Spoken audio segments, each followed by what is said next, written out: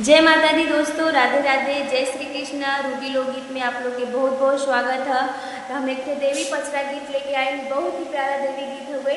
आप लोग ध्यान से सुनी, फुल वॉच करके सुनी, कमेंट में बताइए आप लोग के गाना कैसा लागल है। तो चलिए जा सुनी जा गाना। मोरे पीछू अरवा